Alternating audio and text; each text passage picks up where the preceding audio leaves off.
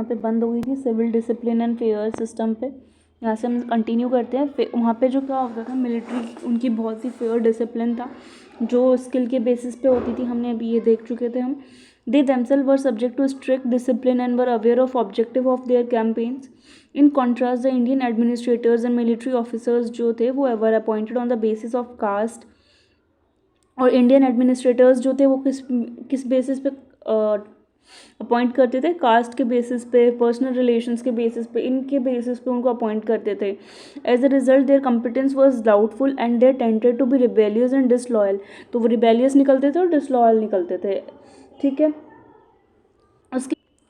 इसके बाद जो था ब्रिलियंट लीडरशिप हम देखने को मिलती है हमें क्लाइव के थ्रू, वॉरेन हेस्टिंग के थ्रू, एलिफिंस्टोन, मुनरो, डेलहौजी, इन सब ने बहुत ही ब्रिलियंट जो है हमारे क्या बोलते हैं लीडरशिप प्रोवाइड करी, ठीक है। The English also had advantage of long list of secondary leaders रहे, जैसे सर आयर कूट हो गए, आर्थर वेलेस्ली हो गए, हु फॉट नॉट, मतलब उन्होंने लड़ा नहीं for the leader but for the cause and glory of their country, बट वो लोग अपनी कंट्री के लिए उतना ही स्टैंड करें। Indian side too had brilliant leaders, Indian leaders side भी बहुत ही ब्रिलियंट लीडर्स थे, जैसे हैदर अली, टीपू सुल्तान, चिनकलिच खान, माधवराव सिंधिया, यशवर Rao Holkar, but they lacked a team of second line trained person.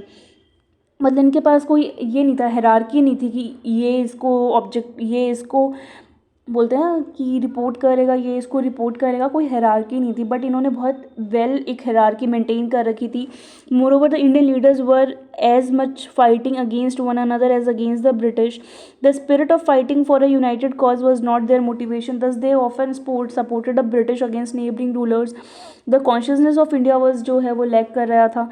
Strong financial backup था, उन्होंने ट्रेड से बहुत अच्छा वो पैसा कमा रहे थे, तो इसलिए उनके पास बहुत अच्छा एक फाइनेंशियल बैकअप भी था। Income of company was adequate enough to pay its shareholders handsome dividends as also to finance the English wars in India. Furthermore England was earning fabulous profit from its trade with the rest of the world. This vast amount of resources, money, materials and man was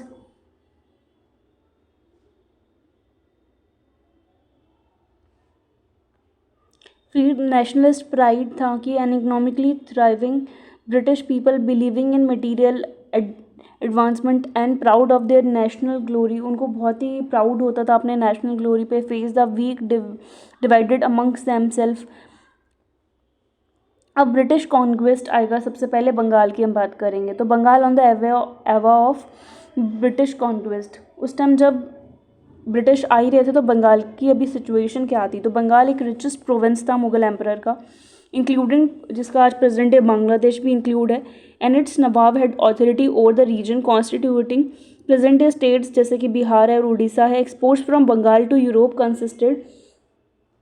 consisted of raw products जैसे कि saltpetre, rice, indigo, paper, sugar, silk, cotton, textiles, handicrafts etcetera. The English East India Company had vital commercial interest, और English East India Company के पास बहुत ही vital commercial interest है जैसे trading में, और वो बंगाल में बहुत ही इंटरेस्टिंगली वो ट्रेड करना चाहते थे। एज नियरली 60% ऑफ ब्रिटिश के जो इम्पोर्ट्स है एशिया से, वो एशिया से आते थे।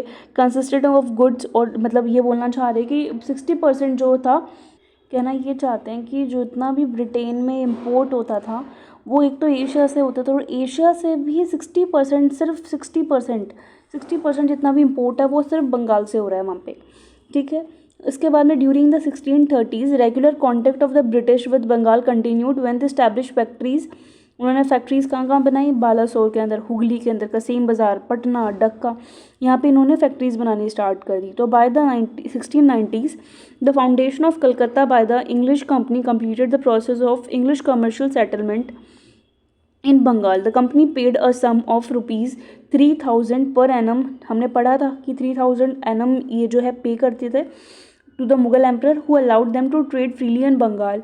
इन कॉन्ट्रास्ट द कंपनी एक्सपोर्ट्स जो थे ना बंगाल से, वो होते थे यहाँ से एक्सपोर्ट्स करते थे, मतलब यहाँ से चीज़ें भेज देते थे ये 50,000 पर एनम की। तो कितना ये लोग यहाँ से ही पैसा कमा रहे हैं, मतलब पे सिर्फ €350 कर रहे हैं, बट कमा यहाँ पे 50,000 रहे हैं। मतलब वही हो गई, तुम्हें टैक्स सिर्फ कुछ भी नहीं भरना है। ये हो गया 500 अगर हम करेंगे तो 1% भी इसका अपने इसमें टैक्स नहीं भर रहे हो, ठीक है। तो इन 1700 में क्या होता है, मुर्शिद कुली खान जो है जब दीवान बनते हैं बंगाल के, and rule till his death 1727 में। He was succeeded by his son in law. फिर मुर्शिद कुली के बाद कौन आते हैं, सुजाउद्दीन आते हैं, जो कि इनके सन इन लॉ होते हैं, जो कि 1739 तक रूल करते हैं। और आफ्टर दैट एक साल के लिए सरफराज खान आते हैं, जो बहुत ही इनकैपेबल सन होते हैं मुर्शिद कुली खान के, become the ruler he was. फिर बाद में फाइनली ये जो डायनेस्टी है इसको किल करके अलीवर्दी खान आते हैं, और वो रूल करेंगे 1756 तक, and also stop paying tributes to Mughal emperor. Under the rule of this rulers, Bengal made unprecedented progress. There were other factors too which made Bengal prosperous. For instance, the rest of India was disturbed by inter-border disputes, Maratha invasions, Jat revolts, and external invasions by Nadir Shah, Ahmed Shah Abdali. The region of Bengal was fortunate enough to escape these challenges. The population of Calcutta जो है वो बढ़ के 1500 हो गई, 15,000 हो गई, 15,000 to 10 मतलब 15 से लेके 1 लाख हो गई इनकी पॉपुलेशन। और अदर सिटीज़ जैसे डक्का और मुर्शिदाबाद वो बहुत ज़्यादा पॉपुलस हो गई। ये होता ही है क्योंकि जब भी इंडस्ट्रियल रेवोल्यूशन आता है तो लोग सिटीज़ में वो मूव करते हैं, और वहाँ से सिटीज़ की पॉपुलेशन वहाँ से बढ़ जाती है।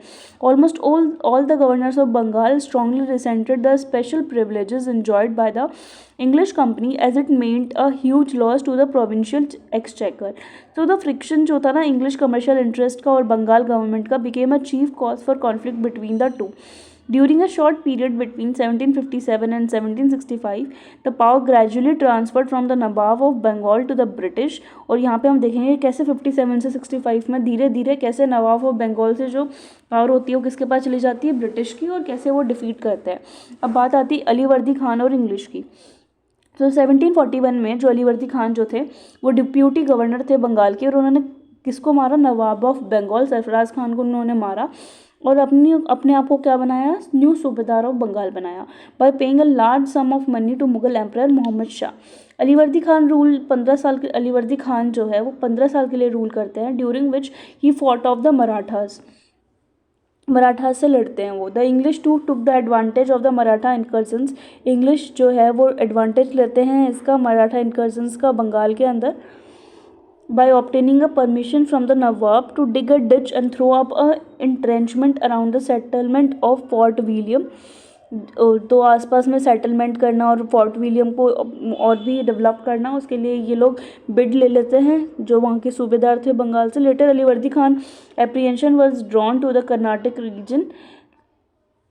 मतलब अलीवर्दी खान चाहने लगे कि हम कर्नाटक में भी हम लोग थोड़ा अपनी डोमिनेंस बनाए, जो where the European companies had usurped all power. On realizing this, he was urged to expel the Europeans from Bengal, but और इन्होंने पूछा यूरोपियन से कि भाई आप बंगाल से निकलिए अगर आप हमें कर्नाटक में नहीं जाने देते तो। बट ही डाइड, बीच में ही उनकी मृत्यु हो जाती है 1756 में, और इनके बेटे जो हैं सिराजुद्दौला फिर इस गद्दी इनके हाथ में आ जाती है। और ये जब बहुत ही यंगेस्ट थे उस टाइम पे, तो इनको काफ़ी, इनको बोलते हैं ना डिफरेंट, काफ़ी उनको झेलना पड़ा। काफ़ी लोग इनके राइवलरीज के अंदर सामने खड़े थे, जैसे youth just in his 20th year Siraj inherited many troubles from his grandfather. He had rival, किस किस के साथ उसका राइवल था, कज़न हो गया, उसके साथ उनका राइवल था नवाब ऑफ पूर्णिया, वहाँ से उनका राइवल था।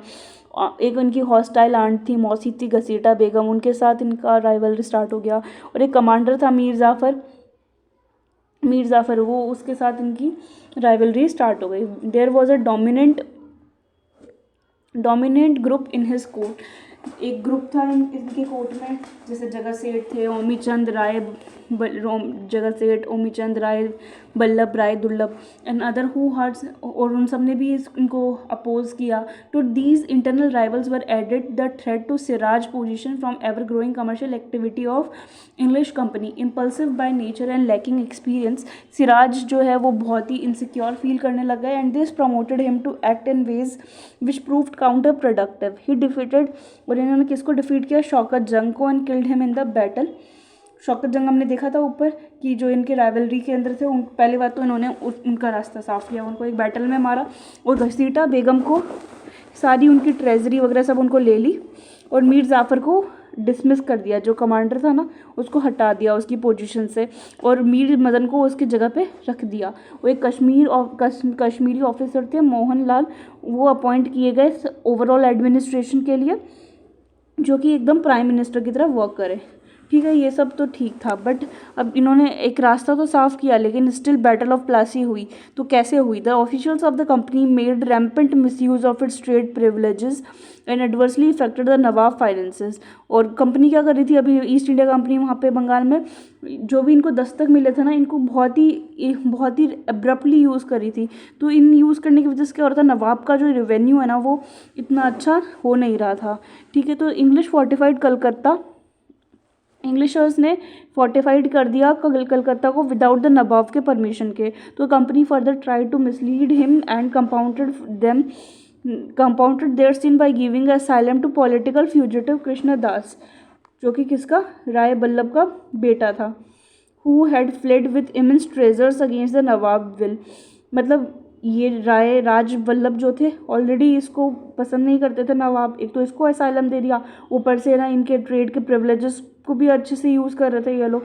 तो इससे नवाब को काफ़ी गुस्सा आया। तो the company on its part suspected that Siraj would drastically reduce its trade privileges and seize the, और इन्होंने, सिराज ने क्या किया, इंग्लिश के जो भी फोर्ट थे कलकत्ता में उनको सीज कर लिया और इन्होंने ट्रेड प्रिविलेजेस में भी काफ़ी कम करना उन्होंने स्टार्ट कर दिया। तो इस वजह से हॉस्टिलिटी क्या है, बढ़ती गई। ठीक है, mention that they made here is a much propagated black hole tragedy भी इन्होंने करी सिराजुद्दौला ने, जिसके अंदर क्या था 146 पर्सन को इन्होंने एक कमरे में, छोटे से कमरे में बंद कर दिया और जब एक दिन बाद खोला तो 123 लोगों की उसमें मृत्यु हो गई। तो इससे भी काफ़ी जो ब्रिटिशर्स ने काफ़ी इसको भी गंभीरता के साथ देखा और इससे काफ़ी उनके बीच में राइवलरी और बढ़ती गई। अब बैटल स्टार्ट होगी तो arrival of a strong force under the command, फिर फोर्स के साथ पूरी ब्रिटेन की आर्मी को लेकर रॉबर्ट क्लाइव आते हैं कलकत्ता पे मद्रास से। Strengthen the English position in Bengal, Clive forge a secret alliance, एक सीक्रेट अलायंस बनाते हैं मीर जाफ़र के साथ, राय दुर्लभ के साथ और जगत सेठ के द्वारा और ओमी चंद के साथ। इनके साथ एक, क्योंकि ऑलरेडी सिराजुद्दौला को पसंद नहीं करते थे, तो रॉबर्ट क्लाइव इनके साथ एक अपनी टीम बनाते हैं अंडर द डील। इस डील के अंदर ये बोला जाता है कि मीर जाफ़र को नवाब बना दिया जाएगा and would reward the company, अगर कंपनी को उनकी सर्विसेज में या उनको हेल्प करेंगे अगेंस्ट द नवाब तो वो उनको नवाब बना देंगे। ठीक है, तो सीक्रेट अलायंस बनाई कंपनी ने। ठीक है, स्ट्रेंथन द इंग्लिश पोजीशन, इससे क्या हुआ, इंग्लिश पोजीशन जो है वो स्ट्रेंथन हो गई। So the English victory in the battle of Plassey, जो इंग्लिश विक्ट्री थी battle of Plassey was decided before the battle even fought. और इससे क्या हुआ कि ऑलरेडी ये देख पा रहे थे हम कि बैटल ऑफ प्लासी जो है वो मतलब ऑलमोस्ट जीत ही चुके थे इंग्लिश। ठीक है, was decided before the battle was even fought due to the conspiracy of nawab officials. 50,000 strong force of Siraj जो है वो defeated by a handful of Clive's forces, मतलब छोटी सी क्लाइव की एक छोटी सी आर्मी थी, उसने 50,000 की आर्मी सिराज की हरा दी। तो सिराजुद्दौला फिर बाद में कैप्चर कर दिया गया और उसको मर्डर कर दिया, मिराज के बेटे मिरान ने उसको मार दिया। तो battle of Plassey place the disposal of English vast resources of Bengal. After Plassey English virtually monopolise the trade and commerce of, और सारा कॉमर्स और सब कुछ ट्रेड उन्होंने अपने हाथ में ले लिया इंग्लिश ने इसके बाद में। तो अगर इंपॉर्टेंस अगर हम देखेंगे बैटल ऑफ प्लासी की क्या है, तो as a result of this victory Mir Jafar जो है वह नवाब बन जाते हैं बंगाल के। He gave large sum of money plus zamindari of 24 Pargana English को दे देते हैं। ठीक है, ज़मींदारी दे देते हैं, 24 परगाना दे देते हैं। बैटल ऑफ प्लासी जो है उनके पॉलिटिकल सिग्निफिकेंस भी है। क्यों? इसके बाद में फाउंडेशन ऑफ ब्रिटिश एम्पायर जो है हम बोल सकते हैं कि वो स्टार्ट हो गया था। It has been rightly regarded as a starting point of British rule in India. The battle established, और जो बैटल है उसने इस्टाब्लिश करा military supremacy of the English in Bengal. Their main rivals the French were, और जो French को है उन्होंने ऑलरेडी आउटसाइडेड कर दिया था काफ़ी तरीके से, और फिर कार्नेटिक में जाके एकदम ही आउटसाइड हो जाएंगे। They obtained a grant of territories for the maintenance of properly equipped military forces and their prestige increased, उनकी प्रेस्टीज जो थी वो बढ़ गई बहुत ज़्यादा इंग्लिश की, क्योंकि उन्होंने ऑलरेडी एक नवाब को हरा दिया, कोई छोटी बात नहीं थी. But there was no apparent change in the form of government through the supreme control of affair passed to Clive, on whose support the new Nawab Mir Jafar was entirely dependent for maintaining his newly acquired position.